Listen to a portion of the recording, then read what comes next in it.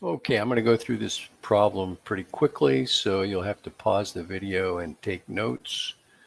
Make sure you can duplicate the process. Here's the original function with constants a and b, and we're told that there's a local maximum when x equals -5, and points of inflection where x equals -8 or -2.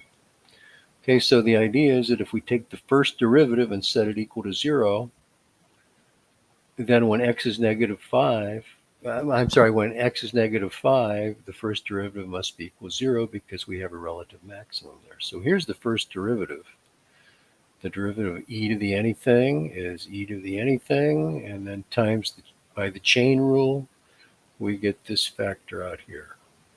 Now, this expression right here will only equal 0 when this underlined factor is 0. E to a power is never equal to 0.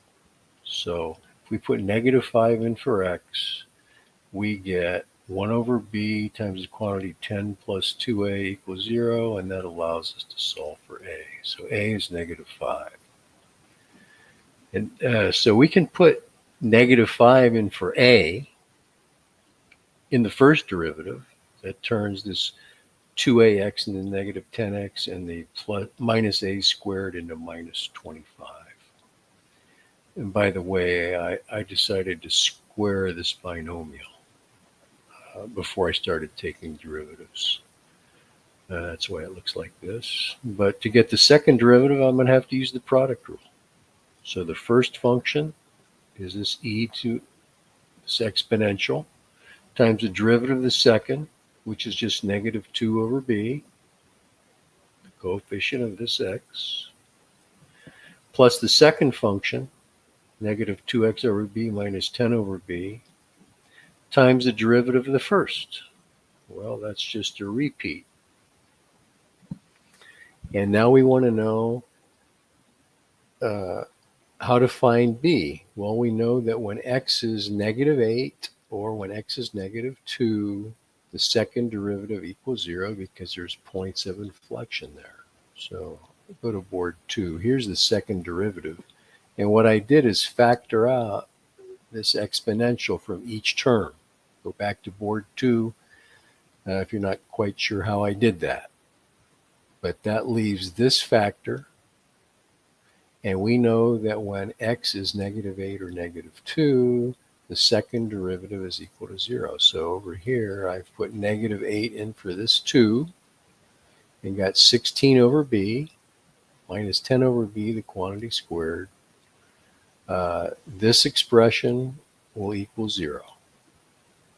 And if I square this binomial after, well, combine the similar terms and square that term, I get 36 over b squared. Multiply every term by b squared,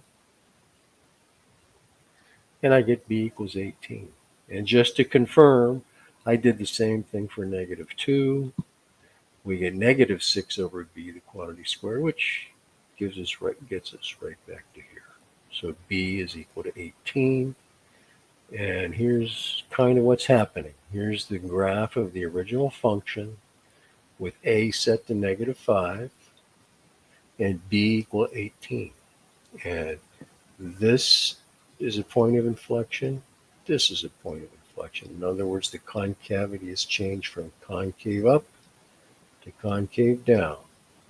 And here's the relative and actually absolute maximum of this function.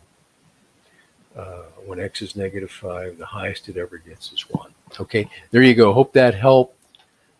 Be sure to pause the video and take notes where you need to. And if you still have questions, post a comment.